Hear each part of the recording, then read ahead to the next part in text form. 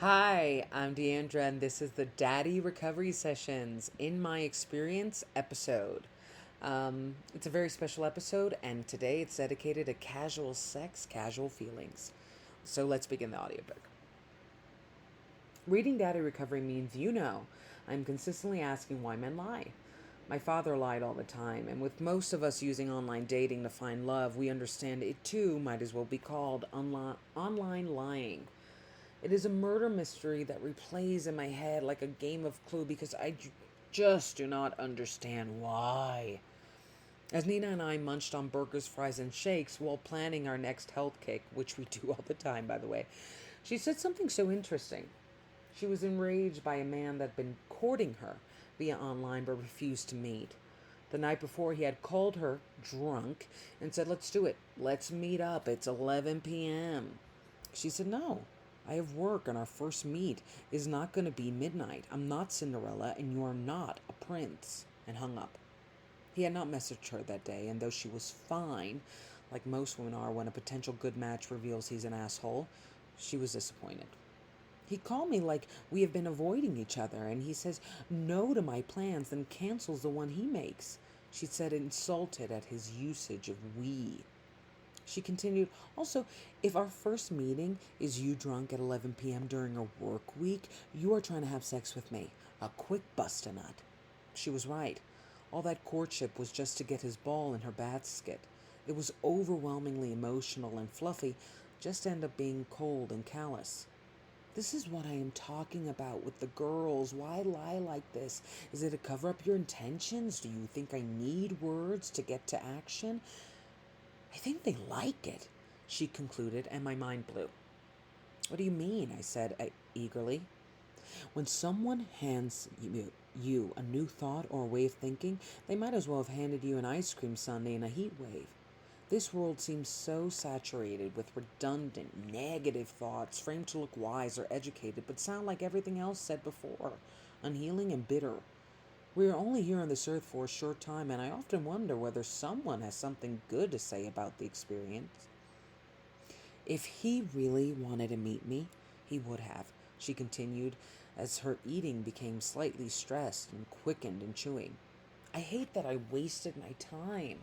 But I also think that men like being that emotional. I mean, 2 months of telling a woman she is beautiful and could be your wife, which is pretty fast and weird, but not uncommon, and you have not even seen me or touched me? I think men like to feel because it's women who like casual sex." And this is true. Nina had had quite a few one night stands and was known out of all of us for being militant about her exes, which about her exits, which men do not like. They found themselves feeling rushed and used, of which our response was a resounding boo-hoo. Men have a tendency to get sappy and cuddly post-sex, especially in verbiage, which she, like all of us, found annoying if they were being true to their claimed mission. Just sex.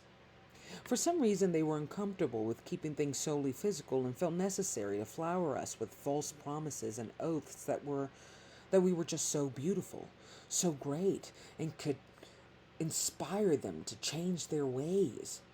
Nina would reply, "Shut up and leave. I'll call you if I want more." They looked at her like they were an Uber Eats driver dropping off a meal and expecting to eat with the family they delivered to.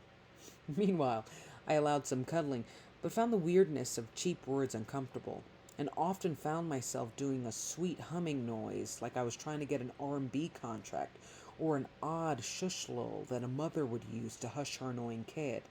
The point is, I wanted to be held, not lied to. "This is fascinating," I replied. "Men want casual feelings, and we want casual sex. Two things that societally we are not allowed to have or say we want out loud without it being systemically oppressed or tabooed." I announced like Albert Einstein screaming Eureka. Even as I write this, I sincerely cannot believe I have friends when I talk like an anthro-psychologist running a midterm exam. Yet you have good friends when they roll with your weird. "Ooh, I like that," Nina smirked while stuffing a crispy fry into her mouth. "That changes the game. And it makes sense. Men do not get to feel like women in the same way women do not get to materialize ourselves like men." Which might be why they do not see love bombing as manipulative, I jumpingly responded. They love the feelings they ignite until they have to commit to the reality they have built via them because they only wanted the experience. Yet our argument is you cannot want the experience unless you want the reality. It's like they think they are in some kind of virtual roller coaster, and we are like, no, babe, we are in literal Six Flags. It's like if you want casual sex, we do not need to have Shakespearean match off on poetic language, just sex. But sex, we do. But if you want to date me and truly make me your wife, then use that Shakespearean language and commit those actions because that is reality making and false words are heart crushing. Their pleasure misleads us because we define it as love, while they really do just want to know the feeling. I said aghast in my own pleasure at what I felt was a deeply intelligent ramble. Moreover, my mind was exploding with feelings because it was helping me see my father in a new light. My father would publicly humiliate me all the time via yelling, denying me money, calling me names, and then berating me if I cried about it, calling my tears manipulative.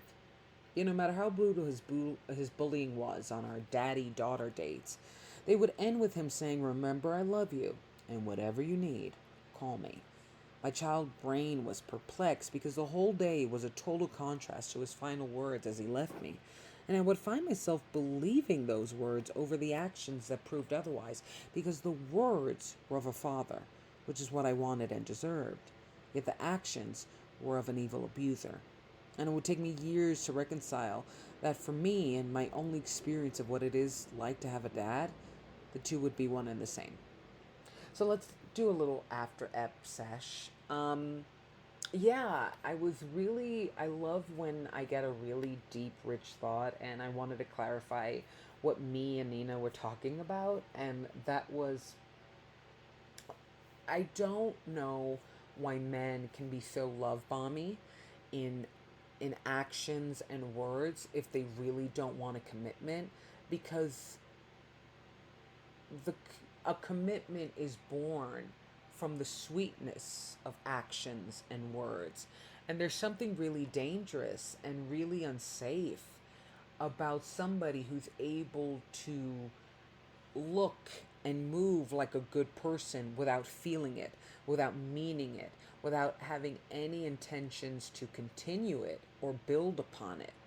And for us, especially in terms of online dating, what has consistently surprised us is how, not just how casually men lie, even about basic stuff like where they actually live. One of my friends, and it's coming up in an episode, she dated a guy for 2 weeks and he lived in a whole other country. He was actually there on vacation and they had met via Bumble.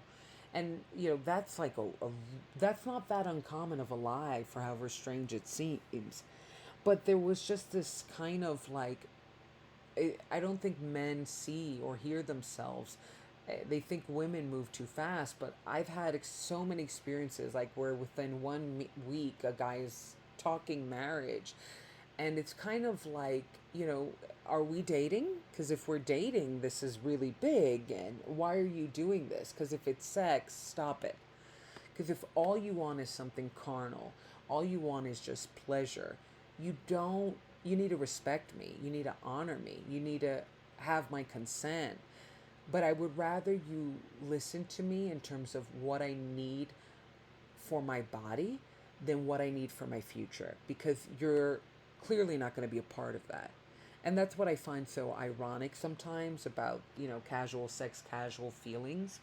I feel like men don't necessarily hear women in terms of what they need for pleasure, but yet they do these things to make us think it's love just to get to their own pleasure. And what Nina was saying is, or at least what she inspired in me in terms of thought, was maybe men do want to experience feelings. Maybe they do want to experience the sweetness and rush of really kind words and poetic language, and seeing how someone is so inspired by your thoughtfulness, by your actions, even though by all means they are empty in what they appear to be promising. And we were talking about this juxtaposition of how when it comes to sex there's a real taboo and even danger in terms of how women are able to approach it. And men, I find them emotional beings like any human being, and even surprisingly more emotional than women, just because of this basic human trait of the it's like if you tell somebody don't think about something, they think about it. I think often men are told you can't feel or you can't feel more because that's a woman thing. And the odd grace, if you take it up, of being a woman is that in being overwhelmingly told that we are emotional and that that's bad and negative, at the very least, we have the opportunity to process feelings, particularly negative feelings, and find ourselves through them and find our humanity, which is why there's something so extra gross and extra manipulative about men who use our feelings just to have an experience. When for us, you have to, feelings are the core to making reality. And you hear it all the time, feelings are facts. How you feel about something is how you approach it, how you make it real. So there's a real hypocrisy and discrepancy to this idea that if I build your world, even though I have no intention to continue it, I'm not a villain because I just, it's like I gave you the image and you kept it, but it was your choice to keep it. And for us, it's like you don't give images, you give realities.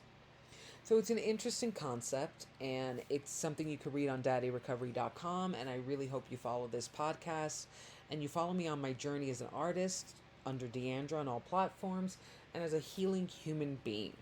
All right. Thanks so much.